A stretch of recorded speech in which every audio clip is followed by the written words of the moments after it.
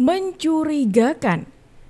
Beberapa orang dari gerombolan penyerang ijazah Pak Jokowi kok mulai bertingkah aneh dan mencurigakan ya.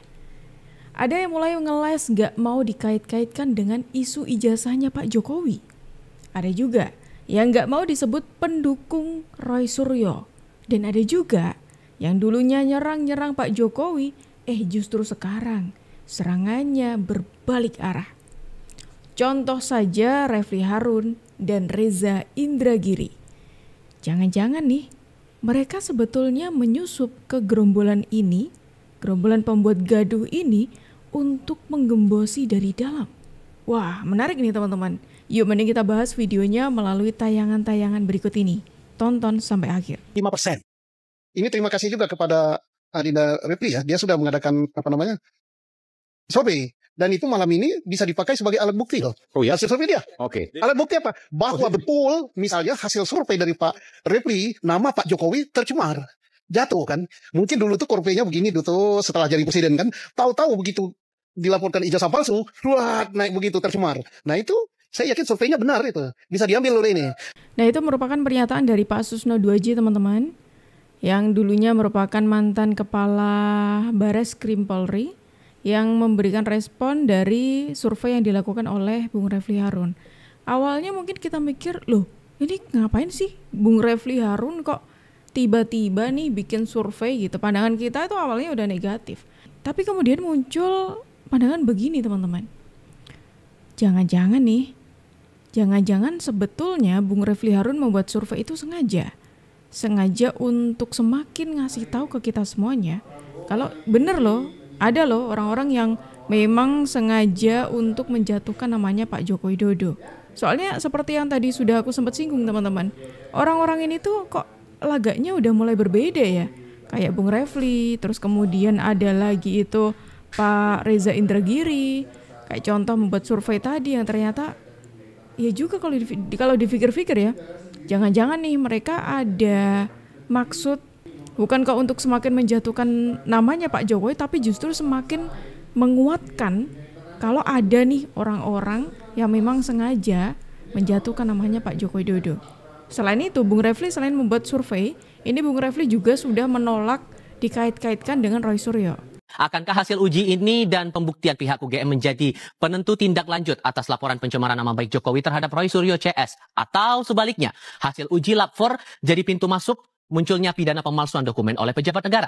Kami diskusikan ini bersama ahli hukum tata negara yang juga pendukung Roy Suryo CS Refly Harun dan politisi Partai Solidaritas Indonesia atau PSI Ade Armando. Selamat sore semuanya dengan Tifal, apa kabar? Selamat sore. Terima kasih semua sudah bergabung bersama kami. Kok atribusinya pendukung Roy Suryo? Kok atribusinya pendukung Roy Suryo? Kok atribusinya pendukung Roy Suryo? Kok atribusinya pendukung Roy Suryo? Oke, jadi dapat gimana nih? Tapi pokoknya pengamat ijazah palsu. Oke. Tuh, Bung Refly Harun, orang yang buat survei, ogah disebut pendukungnya Roy Suryo. Tuh kan, semakin aneh kan sikap-sikap mereka ini teman-teman. Makanya di awal tadi saya bilang, apakah selama ini kita itu salah pikir atau salah memandang Bung Refly Harun? Yang kita kira orang yang pro dengan Roy Suryo, tapi sebetulnya orang-orang ini tuh berusaha untuk menyusupi kelompoknya Roy Suryo untuk menggembosi dan semakin menguak fakta dari dalam. Sebelum lanjut, aku mau ngingetin kalian dulu, jangan lupa di subscribe channel ini dan pastikan kalian share video ini supaya banyak yang tahu ada informasi menarik apa hari ini. Dan pastikan kalian tidak ketinggalan info terbaru dari kita. Jadi sulit untuk diterima oleh nalar saya. Ini kita ingin bicara tentang pengujian saintifik sebagai dasar kerjanya proses hukum. Atau sebetulnya sekali lagi, ini lebih pada untuk membangun opini publik. Jadi kalau membangun opini publik, ya ini politik Mas Ahmad, bukan hukum. Jadi begini. Kalau persoalan ini opini publik menjadi dasar bahwa ini politik, saya balik.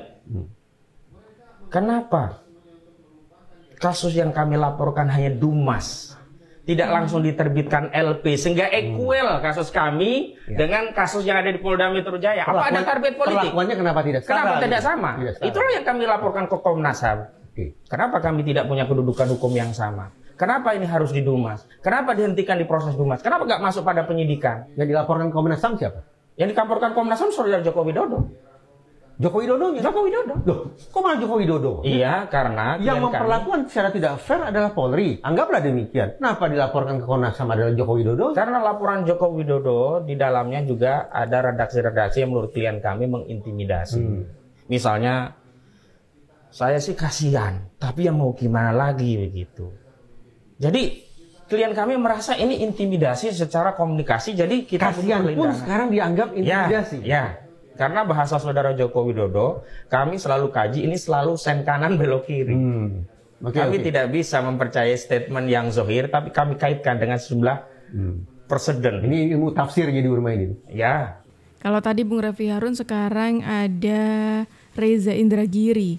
Kita masih ingat tokoh ini merupakan orang yang sama seperti Bung Roy CS kayak gitu. Tapi kali ini dia berbeda gitu. Bahkan kali ini ketika dia ini dalam podcastnya mengundang salah satu orang terdekat dari Roy Suryo CS, ya pastinya pengacaranya dong, itu ditampar habis-habisan dengan mengatakan, wah kalau ini namanya penggiringan opini nih, ini politik sekali, tuh gelagapan nggak tuh, kena mental nggak Anda? Kali ini Reza Indragiri, pakar psikologi forensik, memiliki pendapat yang benar dan menarik. Ia katakan bahwa setelah ia mendengar langsung dalam sebuah podcast di mana ia menjadi host atau tuan rumahnya dan menghadirkan tamu adalah Rizwan Sianipar dan mendengarkan secara langsung narasi dan argumentasi yang disampaikan oleh Rizwan, ia berpendapat bahwa apa yang dikatakan oleh Rizwan dan merupakan keyakinannya yang ia katakan ia adalah seorang akademisi dan sedang melakukan kerja-kerja akademik bersama dengan sahabatnya yang sejenis dengan dia, yaitu Roy Suryo. Maka seorang Reza Indragiri sebagai pakar psikologi forensik, ia sampai pada sebuah kesimpulan bahwa apa yang dilakukan dan dikerjakan oleh Rizwan dan Roy Suryo itu hanya mencerminkan kebusukan hati belaka.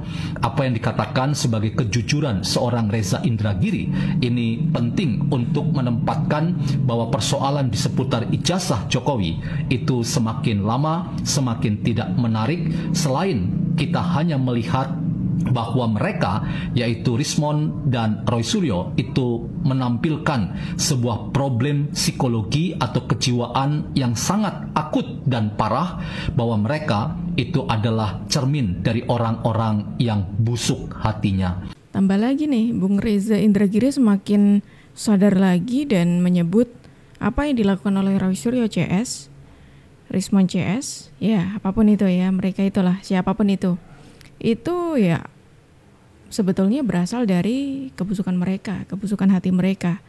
Karena kalau kalian ingat, saya pernah mengatakan apapun yang mereka lakukan, apapun hasilnya soal ijazah, apalagi kalau itu ijazahnya asli, dinyatakan asli gitu ya, kalau kita bicara soal ijazah, mereka tidak akan terima, mereka tidak akan mempercayai hal itu karena tujuan mereka bukan itu. Makanya saya mengatakan juga kalau mereka ini melakukan tindakan-tindakan yang sangat politis sekali gitu loh, tidak ada unsur akademiknya di sana. Tapi itu kan yang berusaha untuk mereka klaim, kita berjalan sesuai dengan yang semestinya gitu. Ini ijazahnya Pak Jokowi, soal ijazahnya Pak Jokowi ini harus segera diusut, segera dituntaskan. Duh, kan sudah selesai kan, sudah terbuka semuanya. Ijazahnya Pak Jokowi asli tapi tidak mau dipercaya. UGM Buka Suara juga tidak mau dipercaya gitu. Terus menariknya di video kali ini adalah ada orang-orang yang sudah mulai memperlihatkan perbedaannya yang dulu itu ada di barisan sama nih dengan Roy Suryo dan sekarang ogah kalau disebut barisan pendukungnya Roy Suryo karena dia punya pandangan lain. Dan seperti yang tadi sudah aku spill di awal, jangan-jangan nih mereka sebetulnya menyusupi para pembuat gaduh ini. Hasil laboratorium forensik ijazah Jokowi dari Barreskrim Polri tidak begitu saja diterima Roy Suryo. Pakar telematika itu mengaku juga melakukan identifikasi dan komparasi mandiri terkait ijazah Jokowi. Ia mengidentifikasi secara mandiri gambar fotokopi ijazah Jokowi dengan 3 ijazah alumni UGM Fakultas Kehutanan yang lulus di tahun 1985. Ijazah Jokowi dengan nomor 1120 dibandingkan dengan nomor 1115 milik Fronojiwo, 1116 milik almarhum Hari Mulyono, dan nomor 1117 milik Sri Murtiningsih. Dilansir dari Tribunnews.com, Roy Suryo menyoroti posisi logo UGM dengan tulisan yang tercetak di masing-masing ijazah, terutama huruf Z pada tulisan ijazah dan huruf A pada tulisan sarjana. Ia menyebut ada perbedaan dari fotokopi ijazah milik Jokowi dengan 3 ijazah lain. Posisi huruf Z dari kata ijazah di ketiga ijazah pembanding lebih turun alias lebih masuk ke bawah pada logo UGM, dibandingkan dengan ijazah milik Jokowi yang terlihat lebih ke atas alias hanya masuk sedikit pada logo UGM. Artinya, kata dia, ijazah Jokowi sama sekali tidak identik dengan 3 ijazah pembanding. Ia pun tak bisa memastikan bahwa 3 ijazah pembanding itu sama dengan yang diperiksa oleh Puslapfor Mabes Polri sebelumnya. Ini apalagi Bung Roy? Ya ampun, sampai segitunya ya. Tidak suka kalau ijazahnya Pak Jokowi asli begitu. Sampai mau melakukan penyelidikan sendiri, identifikasi sendiri gitu soal ijazahnya Pak Jokowi. Pertanyaan saya, emang punya ijazahnya Pak Jokowi? Nggak punya kan? Terus untuk diselidiki ini apanya? Fotonya? Bukannya waktu itu kalau foto Bung Roy sendiri loh waktu itu yang ngomong, kalau dari foto itu saya nggak tahu, saya tidak bisa membedakan mana yang asli mana yang enggak. Itu Bung Roy sendiri yang ngomong. Loh, terus sekarang mau menyelidiki dari mana dulu nih dimulainya? Sedangkan ijazah tidak punyanya foto. Foto pun itu katanya Bung Roy tidak bisa melihat itu asli atau tidak. Waduh, ini maunya Bung Roy itu sebenarnya apa sih? Mau terus dibahas? Atau sebetulnya ini merupakan langkah Bung Roy karena Bung Roy udah kehabisan narasi-narasi lagi nih. Ini mau digiring kemana supaya ini tetap ada gitu?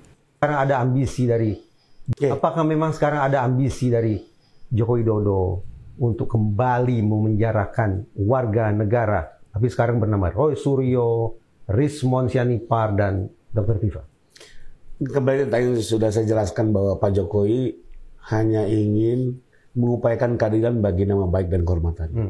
Dan memang saluran hukumnya adalah melalui jalur pidana. Bahwa setelah itu ada konsekuensi, ini kan sesuatu yang logis. Semua orang harus bertanggung jawab atas apa yang dilakukannya. Tapi saya mau sedikit menanggapi ya soal laporan polisi. Kembali lagi, kalau teman-teman TPUA melaporkan Pak Jokowi ke Barreskrim boleh. Bahkan itu juga resiko di penjara.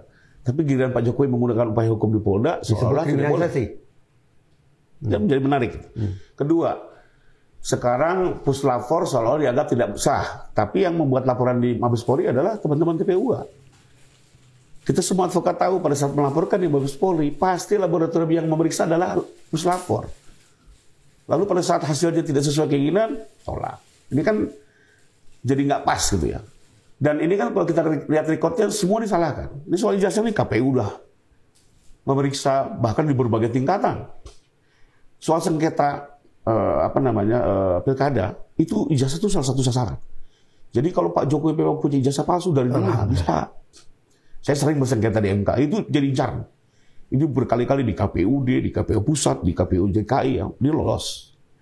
Tapi sekarang dianggap katanya tidak capable, data tidak ada. Saya cek di KPU ada kok. Alhamdulillah. Tapi ya balik lagi informasinya. Lalu kedua, UGM sudah menjelaskan, tidak dipercaya juga. Sekarang masuk Mabes Polri. Nah itu loh, itu lucunya dari orang-orang ini, sekelumpulan orang-orang yang menginginkan menuduhkan ijazahnya Pak Jokowi palsu. Mereka yang lapor tapi mereka yang nggak terima. Mereka menyalahkan si inilah si itulah, bahkan ketika ijazahnya Pak Jokowi dinyatakan asli, yang penyidiknya dilaporin. Kan ya aneh toh gitu loh. Aneh banget. Makanya di sini tadi saya mengatakan Bung Reza Indragiri ini yang semula sikapnya seperti itu, sekarang kok menarik sekali gitu loh. Sikapnya, perbedaannya. Terus kemudian Bung Reza justru membuat pengacaranya dari barisan penuduh ijazahnya Pak Jokowi palsu, itu gelagapan, itu bingung jawabnya gimana. Terus apalagi tadi ya teman-teman, yang pasti bikin malu dari mereka sendiri lah. Bang, 1 menit bang, pesan-pesan buat Roy, Iva dan kawan-kawan bang. Ya intinya ya kan, hadapilah kenyataan di Polda Metro Jaya dan Polres Jakarta Pusat dengan pikiran yang cobalah waras. Dan juga siapkanlah 1 juta pengacara yang hebat-hebat dan bagus. Ya kan, karena saya sudah melihat nih kerangkeng besi ini, menurut ramalan Jayabaya sudah ada orang-orang di dalam kerangkeng besi itu. Ya, itu pesannya tuh teman-teman ya. Ada lagi bang, kira-kira bang yang mau disampaikan? Ya, kepada kita bangsa Indonesia, saudaraku semua, kita yang berbeda agama, berbeda golongan, ras, kita adalah pemilik sah NKRI. Jangan biarkan satu orang pun mengadu domba kita, mengintimidasi kita di tanah kelahiran kita yang indah dan hebat. Ayo kita terus jaga merah putih dan jaga NKRI. Jaga NKRI. Makasih bang. Gantung Jokowi, ganti sekarang juga.